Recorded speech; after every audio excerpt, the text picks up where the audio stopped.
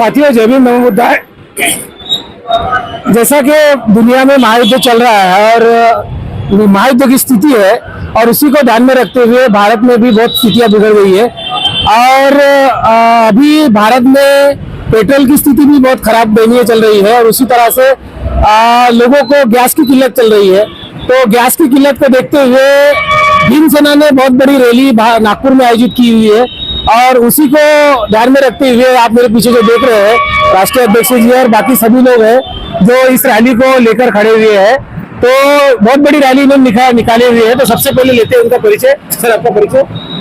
मेरा नाम श्रीधर सालवे है, मैं भीम सेना का राष्ट्रीय अध्यक्ष हूँ। नागपुर में एलपीजी गैस जो महंगी की है उसके विरोध में सभी जनता आक्रोश में थी। पेट्रोल पंपों पे गैस नहीं मिल रही थी, कहीं 70 रुपए रेट था, कहीं 80 रुपए पेट्रोल पंप पे रेट थे सीएनजी के, एलपीजी के। तो ये रेट मनमानी कर रहे हैं। एलपीजी गैस कोई मनमानी नहीं बिक सकता है क्योंकि उसके एक नियम रहते हैं, पेट्रोलियम के नियम रहते हैं, कायदे रहते हैं और कायदे के अंतर्गत ये लोग जो गैस है वो नहीं बेच रहे थे। तो भीम सेना ने नरेंद्र मोदी बीजेपी के खिलाफ बड़ा जन आंदोलन किया। उनकी जो विदेश नीति पूरी तरह से फेल हो गई है। उन्होंने जो वादा किया था कि हम नदी बहा देंगे गैस की, हम गैस हमारे पास कभी कम नहीं पड़ेगा, और आज वो परिस्थिति है कि पूरी एजेंसी में, गैस एजेंसी में लंबी लंबी लाइन लगी हुई है और पेपरों में झूठी खबर फैलाती है कि हमारी शिप वहां से निकल गए, ईरान ने हमारी शिप को छोड़ दिया। ऐसा कुछ नहीं हुआ, ये हमें धोखा दे रहे हैं, भोली वाली जनता को धोखा देने का काम कर रहे हैं। भीम सेना ऑटो रिक्शा संगठन ने बड़ा जन सलाह बने भव्य आंदोलन का आयोजन किया। पार्टी चौक में हजारों ऑटो रिक्शा और कार्यकर्ता उपस्थित थे। पूरे रास्ते जाम हो गए थे, रास्ते में आने जाने के जितने भी गाड़ियां का मार्ग थे सब बंद हो गए थे। एक एक घंटा जाम लगा हुआ था और आपने देखा होगा कि लोग आक्रोश में थे। लोगों ने बोला कि आप आंदोलन कर रहे हैं, ये अपने न्याय के लिए कर रहे हैं, अपने हक के लिए कर रहे हैं। लोगों का हक के लिए लड़ने वाले सिर्फ भीम सेना है। भीम सेना ही लोगों के लिए हक के लिए लड़ सकती है और भीम सेना ही गरीब और ऑटो चालक लोगों को न्याय दिला सकती है। तो भीम सेना पे लोगों का विश्वास बढ़ते गया। वैसा विश्वास को देखते हुए लोग ज्यादा से संख्या में इस आंदोलन में है। यह आंदोलन और उग्र आंदोलन हुआ। आने वाले समय में नागपुर के बर्डी में झांसी रानी चौक पर परम पूज्य महात्मा गांधी जी के पुतले के सामने हम बड़ा आंदोलन करेंगे, जिसमें 1000 ऑटो रहेंगे, महिला संगठन रहेगा, विद्यार्थी संगठन रहेगा और भीम सेना का संगठन बड़ी पैमाने पर रहेगा और सभी तरह से ऑटो रिक्शा सभी हम रोक देंगे और उस दिन हम नागपुर बंद का ऐलान करेंगे। और जिस दिन हम लोग नागपुर बंद का ऐलान करेंगे, नागपुर शहर में बड़ा आंदोलन होगा, अभी सभी रास्ते जाम कर देंगे। तो प्रशासन ने हमारी मांग को मान लेना चाहिए। हमारी मांग क्या है कि सभी को गैस सिलेंडर मिलना चाहिए। सभी पेट्रोल पंप पे एलपीजी गैस 70 रुपए का जो पहले दाम था उसी दाम पे मिलना चाहिए। अलग अलग पेट्रोल पंप पे अलग अलग रेट है।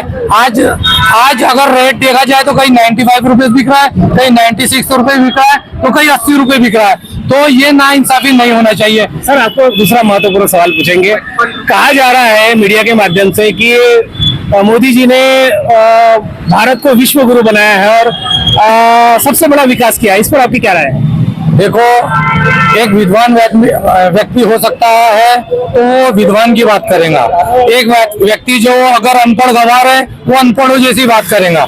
आपने इसके पहले उनके कई बयान सुने होंगे कि गटर में ढक्कन रखने से वो एक व्यक्ति ने चाय बनाए। कई लोग एक्सपेरिमेंट कर रहे हैं। तो ये तुम अंदाजा लगाओ कि हमारे देश का प्रधानमंत्री जो अनपढ़ गवार जैसी बातें कर रहा है, वो किस लिए बातें कर रहा है? क्योंकि वो खुद ही अनपढ़ गवार है। तो एक विद्वान व्यक्ति विद्वान की बात करेगा, अनपढ़ गवार व्यक्ति अनपढ़ गवार जैसी बात करेगा।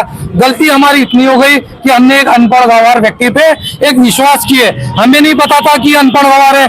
धीरे धीरे उस व्यक्ति की हमें परिचय होते गया, धीरे धीरे उसके काम का परिचय होते गया, धीरे धीरे उनके नेताओं का परिचय होते गया कि उनके नेतागण, कार्यकर्ता, रेपिस्ट, बलात्कारी, छोटी छोटी लड़कियों का रेप करना, हत्या करना, ये बीजेपी सरकार की खासियत है। बीजेपी सरकार इस सब चीज का जन्म देने वाला है। यानी रेप करने वाले, चोरी करने वाले, डकैती करने वाले, उसके वो संस्थापक है, उसके वो संगठन के नायक है। और इन्हीं लोगों के वजह से देश में सांप्रदायिक ताकत बढ़ती जा रही है, बेरोजगारी बढ़ती जा रही है, हत्या बढ़ती जा रही है, क्राइम बढ़ते जा रहे हैं। सर, मोदी जी ने विकास किया है देश का? तो विकास एक नाम है, विकास एक धंधा है, विकास एक हत्या है। हम इसी को विकास मानेंगे कि जो हत्या हो रही है एक करप्शन है, तो विकास हो सकता है, इसी का नाम विकास होगा। जो करप्शन हो रहा है, जो लोग भूखे मर रहे हैं, लोगों को खाने के लिए साधन नहीं है, लोगों को घूमने के लिए साधन संसाधन नहीं है, तो यही विकास हो सकता है। तो आप इसी को विकास माने।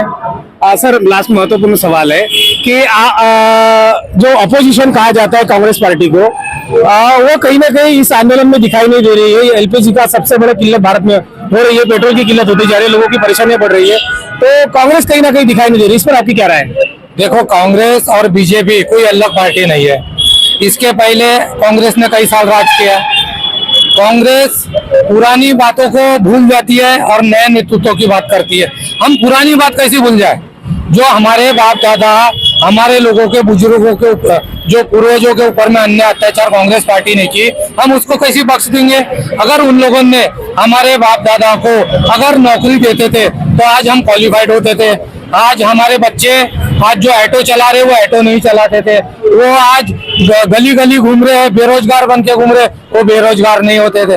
तो कहीं ना कहीं ये कांग्रेस सरकार ये भी बीजेपी के साथ मिली हुई है। केंद्र में क्या होगा? बीजेपी जाएंगे, फिर कांग्रेस आ जाएंगे। तो कांग्रेस ऐसा क्या करने वाला है, ऐसा क्या हमें लॉलीपॉप देने वाला है, ये आप सब लोगों को देखना है। अभी तक हम लोगों को लॉलीपॉप देते आए, अभी और कांग्रेस नया लॉलीपॉप देगा। तो हमारे नजरों में, भीमसेना की नजरों में, ये दोनों पार्टी हमारे दुश्मन है। हम ये दोनों पार्टी में से एक पार्टी को हटा के हम दूसरे नंबर की पार्टी बनना चाहते हैं, फिर पहले नंबर की पार्टी बनना चाहते हैं। ये हमारा धोरण है, या हम लोग ये करना चाहते हैं, और हमने इसी लिए देशव्यापी संगठन बना। इस वजह से भीमसेना दिल्ली से लेके दिल्ली तक भीमसेना की कमांड है। दिल्ली में हमारा केंद्रीय कार्यालय है। तो हम इस संगठन को और इस बीजेपी सरकार को, इनको हकलपट्टी करने के लिए हमारा संगठन तात्पर्य है, और हम बहुत जल्दी आने वाले समय में भीमसेना का बोलबाला होगा। हमारे चैनल के माध्यम से अभी लोगों को क्या संदेश देना चाहेंगे? आपके चैनल के माध्यम से मैं लोगों को यही बताना चाहता हूँ, जो हिंदू राष्ट्र की बात कर रहे थे, जो फ्लैट में तीसरे, चौथे, पांचवें माले पे वो रहते थे, आज मैं उन लोगों को बताना चाहता हूँ कि आप लोग हिंदू राष्ट्र की बात करते थे, तो यही हिंदू राष्ट्र समझो, यही बेरोजगारी को हिंदू राष्ट्र समझो, यही एलपीजी गैस को, किल्लत को हिंदू राष्ट्र समझो। अभी आपके घर में गैस नहीं होगा तो आप अपने गैलरी में जाके खाना बनाओ, या सब हिंदू राष्ट्र की बात रखने वाले लोग छत में जाके अपना खाना पकाओ, सिगड़ी लकड़ी चुन के लाओ और लकड़ी पे गैस पकाओ, क्योंकि होटल भी बंद होने वाले हैं। आने वाले समय में होटल 90% बंद होने वाले हैं। अभी 50% आपके होटल बंद हो गए, अभी आप धीरे धीरे देखो 90% आपके होटल बंद हो जाएंगे। एलपीजी गैस मिलना बंद हो गया है, तो एलपीजी गैस खत्म हो जाएगा तो 90% लोग रोड पे आएंगे। तो धीरे धीरे इसका परिणाम आप सब लोगों को दिखेगा, और ये परिणाम एकजुट होके ये व्यवस्था परिवर्तन हो सकती है। सब लोग देश के लोग अगर रोड पे आ जाए और सरकार को सबक सिखाए, तो इस देश की सरकार को जैसा नेपाल पे हुआ, जैसा श्रीलंका में हुआ, जैसा म्यांमार में हुआ, वैसा हमारे देश में होने की शंका हो सकती है।